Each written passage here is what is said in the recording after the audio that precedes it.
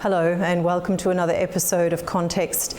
Today on the program, we're exploring a diplomatic relationship that's rapidly evolving in both symbolism and substance, the ties between Kazakhstan and Türkiye.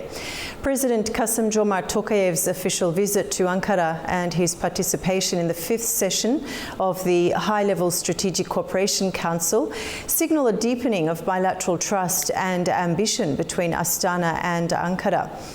From trade and defence to transport corridors and cultural diplomacy, the outcomes of this visit may well shape the regional power dynamics of Central Asia and the Turkic world for years to come. So what are the real takeaways from this strategic handshake? Is a new phase of cooperation unfolding with long-term geopolitical weight? To help us unpack that, we're joined by Professor Laszlo Vasa, Chief Advisor and Senior Research Fellow at the Hungarian Institute of International Affairs from Budapest. Professor, welcome to the program. Good afternoon. Thank you very much for the invitation to your program. Now, what stands out most to you from President Tokayev's visit to Türkiye? Was this primarily symbolic, or do we see structural strategic shifts in motion? It is much more than symbolic. For sure, the occasion was symbolic. The occasion was the 33rd anniversary of the diplomatic connections between Turkey and Kazakhstan. However, this visit gave a big push for the cooperation in different fields, as you mentioned, not only in the field of economy, but also in the field of innovation, including AI, and also in the field of logistics, mainly focusing on the middle corridor, which is very much and very tight connected to the energy supply opportunities from Kazakhstan to Türkiye. So I do think it is a milestone in the traditionally very good connections between Kazakhstan and Türkiye. And in my opinion, it is not just going about bilateral issues, because several multilateral questions were discussed, and both parties were committed to strengthen the role of the Organization of Turkic States. And moreover, several initiatives were announced where both Kazakhstan and Turkey will take part and will strengthen the Turkic community. Okay. Now, you did mention the middle corridor and the Turkic states, so we'll certainly come back to that. The High-Level Strategic Cooperation Council met for the fifth time.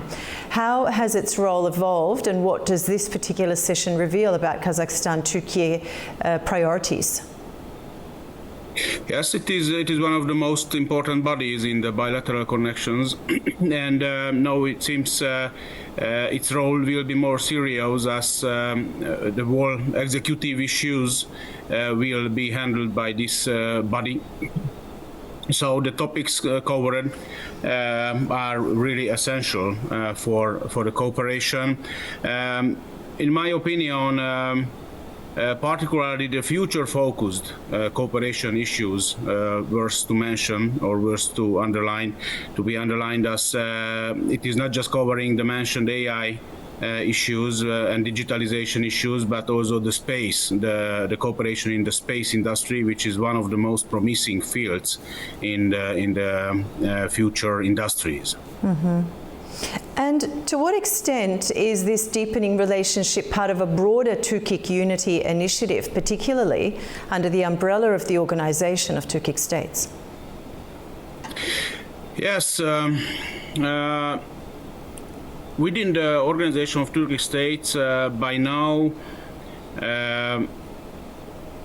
the tightest connection was between Azerbaijan and Turkey, for sure. This is the, let's say, one nation, two countries model, but time to time there were different tensions among the Turkic states when it comes, for example, the Northern Cyprus issue. And it is also meaning that in this regard, Kazakhstan had a different opinion than Turkey. So this visit contributed a much better understanding, and it seems that the emphasis is set on macro level and on a much more important issue than just what will be the future of the acknowledgement of the Republic of Northern Cyprus. So I just wanted to mention that this visit was really needed to bring the full unity within the OTS. And I am sure that this visit will contribute to the significant development of the Organization of Turkic States. The role and activity of the Turkic Investment Fund was discussed. Also, the future of the OTS was discussed, and we know very well that Turkey has a serious goal to make a kind of united Turkic world, not just mentally but also physically, and that is why the Zangezur corridor would be essential, as it would connect the whole Turkic world via land routes. So yes, I think this is a significant point among the negotiation points, and I am sure that the development and the progress within the OTS will be much more visible after this meeting. Okay. So let's have a look at a closer look at the cooperation. Energy, trade and transit corridors were frequently mentioned, and you also mentioned the space initiative, which is a prospect for the future. Which sectors appear to be taking precedence in the current phase of cooperation? Where there are obvious opportunities is the agriculture, for sure, and the foreign direct investments in each other's countries. The numbers will be multiplied in the coming few years, I'm sure. Turkish countries are really powerful regarding the capital and also the knowledge. So, and we're also very keen to invest in a very friendly environment in Kazakhstan.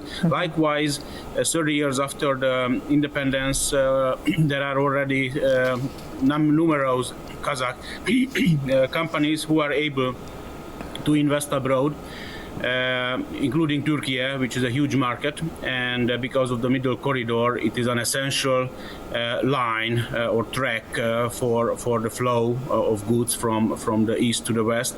So several investment opportunities are given in this field. So in my evaluation, the agriculture, where the investments are very much needed in Kazakhstan because there is a huge potential there.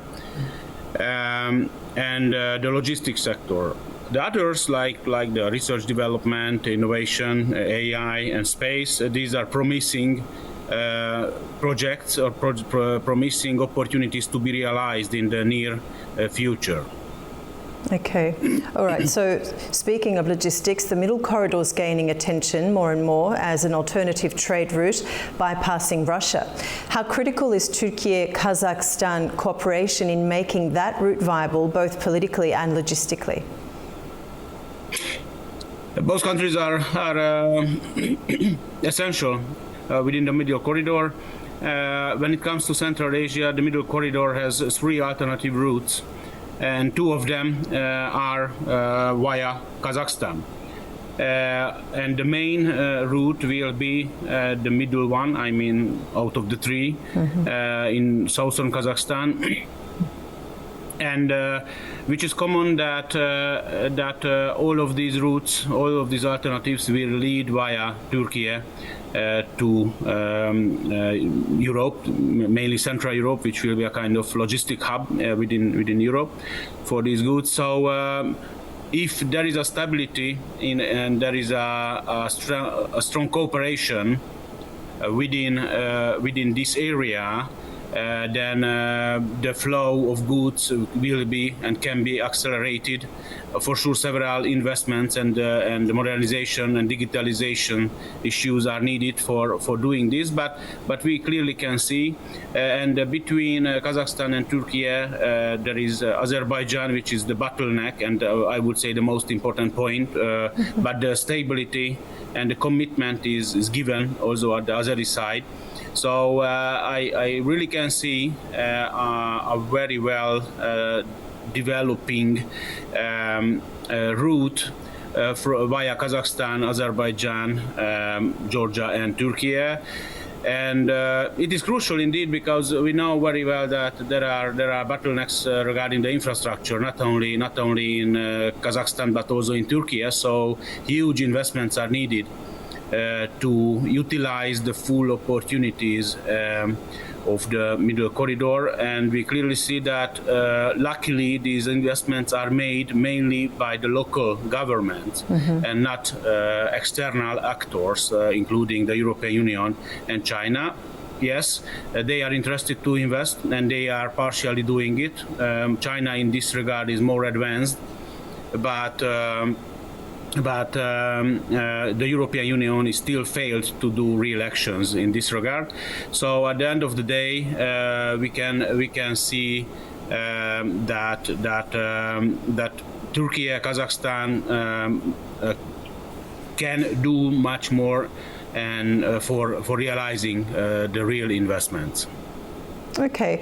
Professor, moving forward, can we speak about defence and military technical cooperation? Kazakhstan-Türkiye cautiously exploring this area further, and how might regional players respond? Yes, the cooperation in the field of security issues is not just a bilateral issue. Yes, it was negotiated this time as well during the visit, and they made agreements in the field of industrial cooperation, and also in cooperation in different trainings and other issues. But this is also a question at the level of the organization of Turkish states. So two main important points we can identify as priorities within the OTS, and one of them is for sure the economic kind of union or cooperation, and the other one is the cooperation in the field of security, because yes, the region is surrounded by not really stable environment and different conflicts, not just mentioned the war in Ukraine, the Iran issue, Afghanistan and others. So it is much more needed than ever to make cooperation in this field and to remain united when it comes to the cooperation in the field of military and security issues. Okay. And as Russia's influence wanes in the South Caucasus and Central Asia, are Turkey and Kazakhstan deliberately filling that vacuum, or are they still proceeding with caution? Yes, the influence, in my opinion, the influence of Russia in Central Asia, especially in Kazakhstan, will remain in the long term. The question is how strong this influence will be. Kazakhstan is doing a very smart multivectoral foreign policy. It is working quite well. They have very good relations not only with Russia but also with the US and for sure with Turkey. And we shouldn't forget that Kazakhstan reached a kind of middle power status by different evaluations already 2 years ago. And the country started to act really like a middle power when it comes especially to regional politics. But for this balancing and multivectoral foreign policy, Turkey is very much needed, who is doing almost the same at a much higher level. Because while being a NATO member, I mean Turkey, the country is doing its very own foreign policy by its very own specific national interests when it comes to the Middle East, let's say. And or in the Caucasus, Southern Caucasus. So if these two middle powers, regional powers, are united in different issues, it can strengthen their power and their will. And this is more important for Kazakhstan, in my opinion. Kazakhstan needs strong partners to counterbalance Russia's influence. We shouldn't forget that still the 20% of the population is Russian in Kazakhstan, and they have the longest common border with each other in the world, more than 4,000 kilometers long or much more, which is very hard to protect. So we shouldn't expect that with strengthening the Turkish relations or the relations with Turkey, the Russian relations will be given up. Okay. Not. It is part of the balancing of Kazakhstan, and they are doing a very good job in this regard, because in their position they have to be in good relation with everyone surrounding the Central Asian region or Central Eurasian region. Moreover, with the big powers as well, even if not being a neighbor, but with the U.S. with the very good relations with the U.S. is essential for them as well. First of all, due to economic issues, because one of the largest investors, especially in the oil sector, are American companies. United States, yeah. Okay, and Professor, how do regional powers like Iran view this strengthening of Turkic ties, particularly in light of Zangezur corridor debates and broader connectivity plans? Yes, Iran is still strong despite the huge losses in the recent weeks caused by Israeli attacks. For sure, Iran is very much opposing this united Turkish world. However, they have to take into consideration some specific economic interests. The Zangezur corridor is very interesting because basically the Zangezur corridor is not in favor of Iran, and in the Azerbaijani-Armenian conflict, Armenia was supported by Iran. However, when it comes about the alternative routes of the Zangezur corridor, Iran is ready to provide it.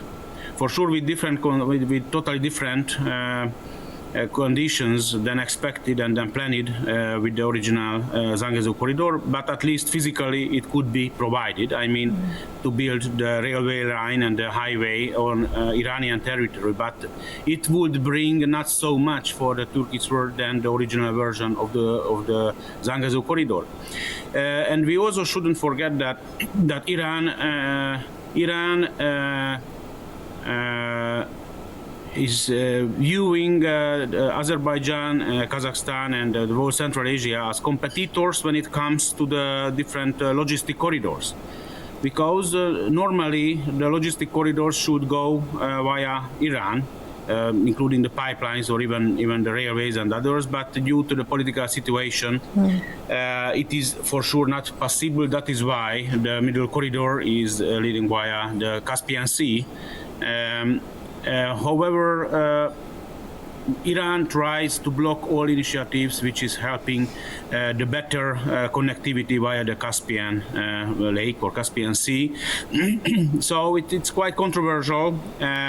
But if I should summarize Iran's point, they are opposing this war, while they are interested in a good relationship both with Azerbaijan or Central Asian countries or Turkey, because they need several import goods and also energy. Okay, and moving on, Professor, some analysts argue that the Organization of Turkic States is evolving into a soft power bloc. Could that translate into hard power collaboration, and would that raise alarms in Moscow or, say, Beijing? Yes, the evaluation is absolutely correct. The OTS is already a kind of soft power, because there are several common things among these countries: traditions, culture, history, language, and so on. Yes, China is more pragmatic in this regard. China is looking Central Asia, Central Eurasia, and the Turkish world as a good opportunity for their economic interests. However, Russia, it is a kind of declining of its power in the backyard, as most of the Turkish countries, actually, except Turkey, all other countries were part of the Soviet bloc. And naturally, Russia tries to keep its influence in this region, even if it is not the economic influence anymore, but the cultural and the soft power influence, and for sure the security issues. We can think about the 2022 January events in Kazakhstan, or the case of Georgia and Armenia, and the Armenia-Azerbaijan conflict. Russia tries to keep its positions, and it is not related to Turkey and Kazakhstan directly, but also the peace talks between Azerbaijan and Armenia are partially hacked by Russia, because for Russia it is not a good development if Armenia and Azerbaijan would make the deal and would make the peace. Yep. Okay, now given growing Western interest in the Caspian and Central Asia for energy and critical minerals, could Turkey act as a bridge or broker between Kazakhstan and the West? You mean Turkey? Turkey. Yeah. I am not sure that Turkey would have such a really key position, as the businesses and investments by Western companies, let's say, as they plan it, can be done without the participation of Turkey. However, if the whole Turkish bloc is united and is really acting as a soft power, and they have regulatory issues and also regular talks and negotiations, Turkey can realize its interests in the region. But for the exploitation and utilization of the Kazakh minerals and oil and other resources, I'm not sure that Turkey could have a key position. Okay. For sure, when it comes to the transportation, indeed, pipelines, railways, and the whole middle corridor issues, yes, they have a crucial role. But for realizing the investments, and not really. Okay. All right. And China remains Kazakhstan's largest trading partner. Could deeper alignment with Turkey introduce quiet competition or even tension in Kazakhstan's eastward-facing economic strategies? I don't think so that, frankly, that Turkey would be a competitor of China in the most sectors. Okay. As we cannot compete with China's investments. I mean, the size and volume of the Chinese investments, and also the goods delivered from China to Kazakhstan. It cannot be replaced from Europe, from America, or from Turkey even. For sure, there are some niche markets where a real competition can come, and also in the field of construction industry, a real competition could be, but as a whole, I don't think so that any country of the world can compete with China, including the U.S. So I don't think so that in this regard there would be tensions between the two countries for the influence in Central Asia. Each countries, each powers will find their own and real and useful role at the end of the day. Okay. And finally, Professor, looking ahead, what could be the most important measure for the durability of this cooperation, meaning Kazakhstan and Turkey? What should we watch for next?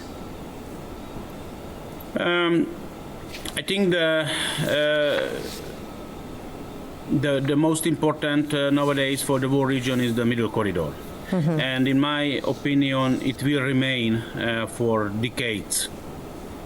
even if the war will be over in the northern corridor, I mean in Russia and Ukraine, this middle corridor will gain importance and will remain important for both the related countries, I mean the transit countries, and China and the European Union.